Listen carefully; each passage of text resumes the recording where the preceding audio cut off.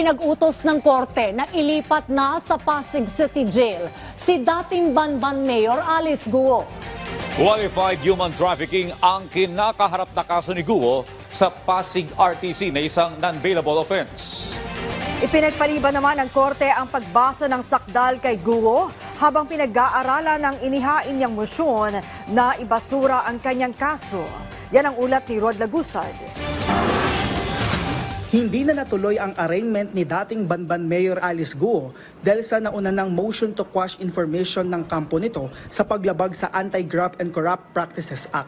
Ito ay dahil uunahin muna itong masettle bago magpatuloy ang kaso. Sa susunod na linggo magsusumite ng komento ang prosecutor patungkol dito. Sa halip na arraignment, sumentro ang naging pagdinig kung saan dapat manatili si Guo. Bago kasi ang pagdinig, naglabas ng warrant of arrest ang Pasig RTC Branch 167 laban kay Guo sa kasong qualified human trafficking at iba pang mga kasama nito. Ipinag-utos ng Pasig RTC na mula sa kustodiya ng PNP sa Camp Crame ay ilipat si Guo sa Pasig City Jail Female Dormitory. Kumpara sa Valenzuela RTC, ang kaso ni Guo sa Pasig ay non-bailable o walang kaukulang piyansa. Una nang humarap si Guo sa Capas Tarlac Regional Trial Court kaugnay ng kaparehong kaso.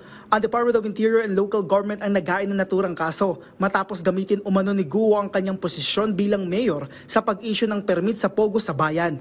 Mula sa Tarlac ay inilipat ito sa Valenzuela RTC upang maiwasan na makaimpluwensya si Guo sa kaso. Sa paglilino ng Supreme Court, ang paglipat ay alinsunod sa OCA Circular No. 10-2024 o ang Uniform Guidelines Concerning Cases where the accused or one of the accused is a local official. Sa naging pagdinig naman dito sa Valenzuela RTC Branch 282, iginiit ng abogado ni Guo na si Attorney Stephen David na dahil high profile ang kaso ay dapat manatili ang kanyang kliyente sa custodial center ng Camp Crame. Pero hindi pinagbigyan ng korte ang hiling ng kampo ni Guo. Sa naging desisyon ni Judge Elena Amigo Amano, mapupunta sa kustodiya ng BJMP Valenzuela si Guo.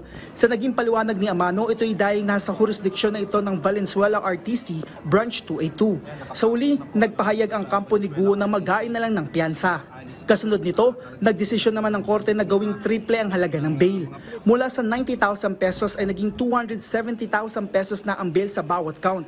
Sa kabuuan, 540,000 pesos ang halaga ng dalawang count sa kasong Anti-Graft and Corrupt Practices Act. Samantala, nakahanda naman ng PNP na sundin ang commitment order ng Pasig RTC sakali makapagpiyansa si Guo at dalhin ito sa Pasig City Jail Female Dormitory. Rod Lagusad, para sa Pambansang TV sa Bagong Pilipinas.